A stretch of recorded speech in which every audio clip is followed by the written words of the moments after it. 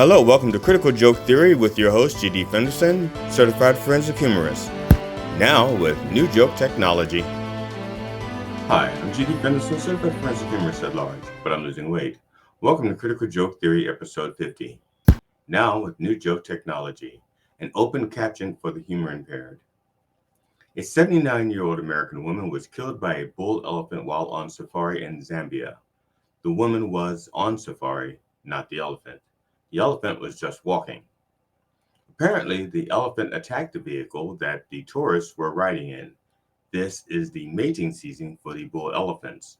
The bull elephant could have seen the truck as a potential rival, talk about insecure, or a potential mate, talk about your beer goggles. The bull elephant's mating season is called musts, as in I must get some action or my balls are going to explode. New York State Police filed charges against a man whom they allege sent threatening messages to Judge Arthur Ungaron and New York Attorney General Letitia James. A person with direct knowledge of the matter told NBC News. Tyler Vogel, 26, of Lancaster, New York, not pictured here, faces a felony charge for allegedly making a terroristic threat against James after finding her information online and threatening her with death or injury if she did not drop her case against Trump, the source said. Trump will no doubt claim the man is either Antifa or a Biden supporter with immigrant ties to Mexican rapists. Vogel faces a separate felony charge for allegedly making a terroristic threat for sending a message to Ungaron, the person said. He was also hit with 2 counts of aggravated harassment in the second degree, which is a misdemeanor for those threats. It is unclear if Vogel has made a plea, but it appears that there are no attorneys available to represent him because they are either defending Trump, defending lawyers that worked for Trump, or are on trial for scheming with Trump. Justice Juan M. Merchan, the New York judge overseeing Donald J. Trump's criminal trial later this month, expanded a gag order on Monday to bar the former president from attacking the judge's family members, who in recent days have become the target of Mr. Trump's abuse. Finally, the wheels of justice grind slowly, but the education of judges is even slower. And although the ruling issued on Monday still does not apply to the judge or the district attorney, Justice Merchan, granting a request from Mr. Bragg's office, amended the gag order so that it does now cover their families. Trump will now begin to attack their family pets. In his ruling, the judge cited recent attacks against his daughter and rejected Mr. Trump's argument that his statements were core political speech. Perhaps Trump meant to say coarse political speech.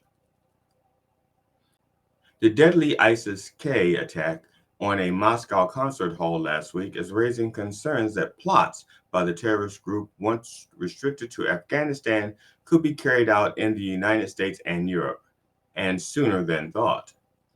Islamic State Khorasan, or ISIS-K, the Central Asian offshoot of the terror group, the Islamic State, claimed responsibility for killing at least 143 people and injuring more than 100 others when 4 gunmen burst into the Crocus City Hall theater in Moscow just ahead of a concert on March 23rd. ISIS-K is basically ISIS with potassium. World Central Kitchen founder, Chef Jose Andres, spoke out after 7 of the humanitarian organization's staffers were killed by an Israeli airstrike.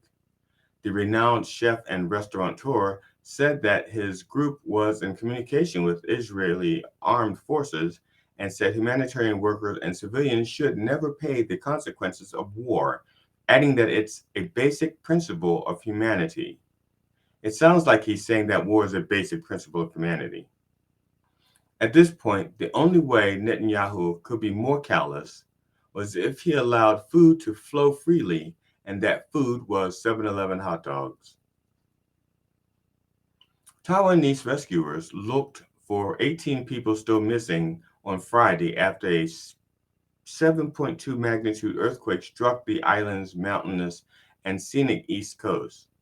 As dozens of aftershocks rattled the disaster zone and those trapped were gradually taken to safety. 10 people are known to be dead. There is no truth to the rumor that the earthquake was made in a Wuhan lab, but can you blame the Taiwanese for thinking it? Speaking of earthquakes, there was one in New York today. I don't have any details other than the fact that I think it was a 4.8. I'm just mentioning this now so you know how fresh the news is. That's right. It just happened this morning and I got it right here, right now. No pictures available.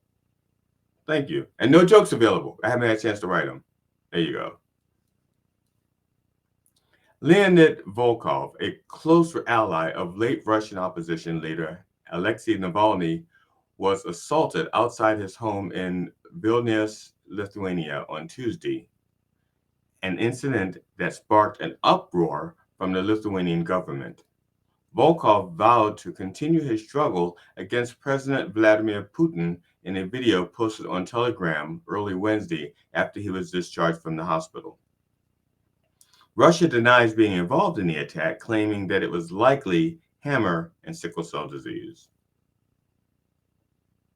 An Oregon man is counting his lucky stars this week after a runaway saw blade missed him by seconds. A surveillance camera happened to capture the hair-raising incident, showing a near miss that Shane Ramsey did not anticipate when making a trip to his local convenience store in the town of Eugene. Afterward, Ramsey said, quote, "I'm thankful to be here. I was thinking maybe it's my time. I don't think I would have survived being touched by that thing." Close quote. He also added that he was not going to work that day. He needed a drink. I think his job was to watch the saw blade to make sure that it doesn't come off. Voters in the northwest Oklahoma city of Enid ousted a city council member with his ties to white nationalism, according to unofficial results posted Tuesday on the Oklahoma Election Board website.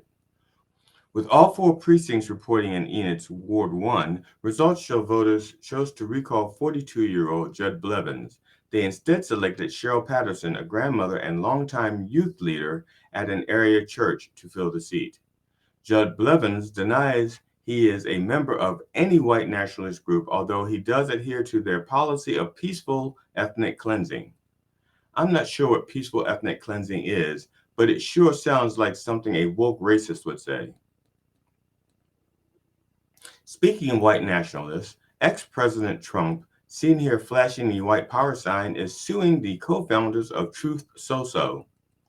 Donald Trump is suing two co-founders of the parent company of his Truth Social platform, saying their mistakes cost him money and they should be stripped of their shares as the company goes public.